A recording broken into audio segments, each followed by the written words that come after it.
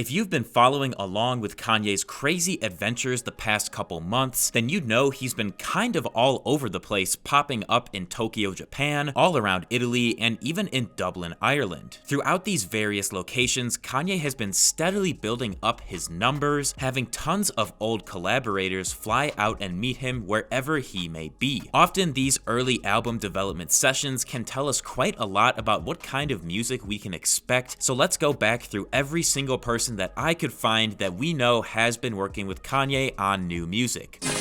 First, we need to set the timeline before breaking down the exact personnel Kanye has gathered. Before he was going hard working on new albums in Italy, he actually spent a little over a month in Tokyo, Japan, which is where he really began to kick album creation into high gear. He was first spotted in Tokyo on June 19th, where it seems he stayed until about the middle of August, after which he would fly to Italy, and then after that, at the beginning of September, he would catch a flight to Dublin to appear on stage with Steve Lacy at the Electric Picnic Festival. He also played Steve some of his new music and the two hugged it out, so I think it's a safe bet to assume Steve Lacy could make an appearance on a new song. Or at least he may have helped with production or ideas or something. While developing Donda 2021, Kanye utilized Steve for both production and writing help so he can really do anything. Following this, Kanye immediately left Dublin the next day after the show and flew to Florence, where he is still chilling right now working on the new album. So Kanye spent about a month in Tokyo, a couple days in Florence, then a day in Dublin, and back to Florence for a running total of about 2 months, during which time he has been supposedly working very hard on new music. Also, I should mention Kanye was popping up at various fashion weeks throughout this time, like he went to Berlin on September 13th, then the Madrid Fashion Week on the 16th, and the Paris Fashion Week later that month on the 25th, but he's really only been assembling creatives to work on music in either Tokyo or Florence. Now, Kanye has had a lot of peers come and go throughout this period, but 3 of them seem to have been like his right-hand men this entire time, traveling right by his side from Japan to Italy to Ireland. First, of course, is Bianca Censori, his wife, who he apparently is never not seen around. Then 88 Keys and Os Taylor. 88, as of right now, is Kanye's head of Yeezy Music, with him overseeing acquisition of new talent and the overall development of any music Kanye is working on. He's the one who contacts and reaches out to new producers and artists, and he has huge saying power in what goes and what doesn't go music-wise for Kanye. Os Taylor, on the other hand, is Kanye's current live performance director, it seems, with him directing the Free Larry Hoover Show, the Donda 2 listening experience, and the Yeezy Season 9 fashion show. And we know that Bianca and Kanye work on the fashion stuff together, so her, along with 88 and Os, pretty much form Kanye's inner decision-making and creative vision circle.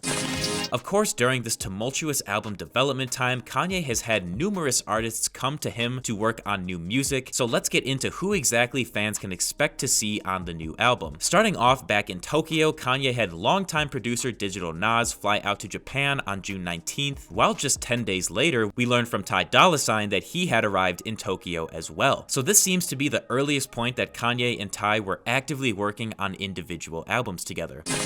Next, moving into July of this year, it seems Kanye summoned JHE Ruga to Japan, with him posting on his Instagram story that he was in Tokyo on July 7th. Ruga was featured on OK OK from Release Donda and helped Kanye record tons of references for other songs, so I am definitely expecting a feature from him on this new music.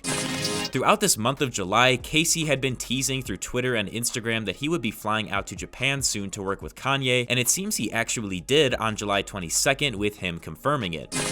Finally, the last notable person we saw in Japan is Ellen Nielsen, who was the Donda visual director during 2021 and 2022. Ellen posted on her Instagram story on September 13th, confirming she had been in Japan working with Kanye on something new.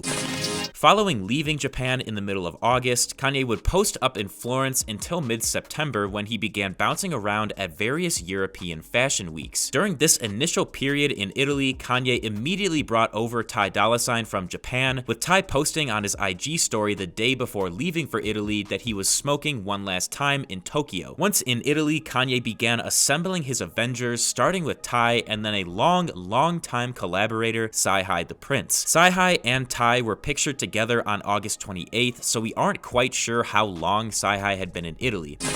After this, rapper and producer Jalian posted on his Instagram story that he had arrived in Italy on September 3rd, while producers Che Pope and Leon Thomas seem to have arrived one day later on September 4th. Che has worked with Kanye for quite a few years, while Leon Thomas is a new creative. He's the guy from Victorious who now makes music, so honestly there's a pretty good chance we see him on the new album.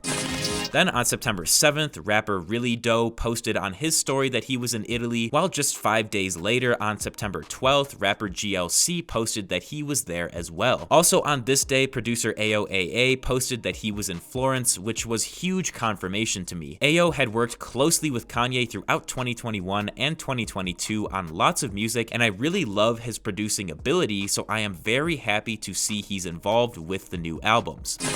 It seems Kanye re-linked up with Digital Nas on September 17th when Nas posted on his IG story that he had landed in Italy, while rapper Fat Money would also post on his story that day that he had arrived there. Then on the 21st of September, Chicago-based artist Fireman, who worked extensively on Donda writing refs and contributing production, arrived in Italy, it seems, based on his Instagram story. Over 2 weeks later, on October 4th, fans spotted Quavo in Italy, and we just recently got a new snippet of Quavo's vocals over the infamous tracklist video song, so it seems that it's 100% confirmed to me that Quavo will be on one or both new albums.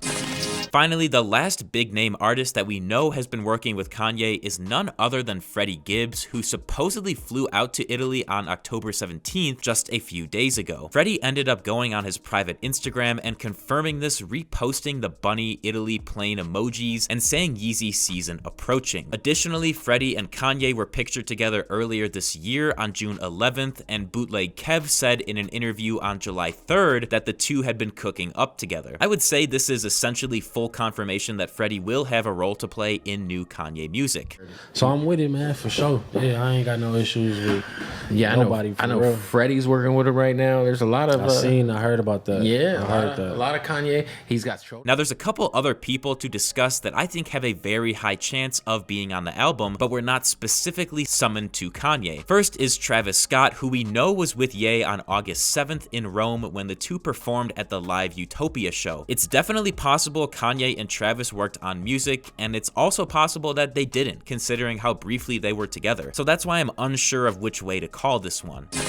And finally, Kenny Beats posted that he was in Italy, posting on his story on August 26th and tweeting pictures of him with Arca and Rick Rubin, two people Kanye has worked with in the past. Now, beyond Arca and Rick having worked with Kanye, this doesn't really hold a lot of merit, but the fact that these three were in Italy while Kanye was there, I mean, I don't know, you tell me. I wouldn't say it's impossible these three linked up with Kanye, it's just we don't know for sure, and we'll just have to wait and see. Really quickly, before the end of the video, I'm just gonna list everyone that I previously talked about to recap so you guys are aware of who exactly is involved here. Digital Nas, Ty Dolla $ign, Ruga, Casey, Ellen Nielsen, Steve Lacy, Travis Scott, Aus Taylor, Kenny Beats, Sci-Hi, Jalian, Che Pope, Leon Thomas, Really Doe, GLC, AOAA, Fireman, Quavo, Freddie Gibbs, and maybe Arca and Rick Rubin. Keep in mind, Kanye will often have tons and tons of variations and work done to individual songs throughout a development period, and a lot of it goes either uncredited or unmentioned in the end. So on the release album, even if you don't see 88 Keys' name anywhere, just know that he, along with many others, are instrumental for getting an album to a place where Kanye can finish the music. Thank you guys so much for watching. If you enjoyed, feel free to leave a like and subscribe to my channel for more videos like this, and let me know down in the comments which of these people you are the most excited to see on new music.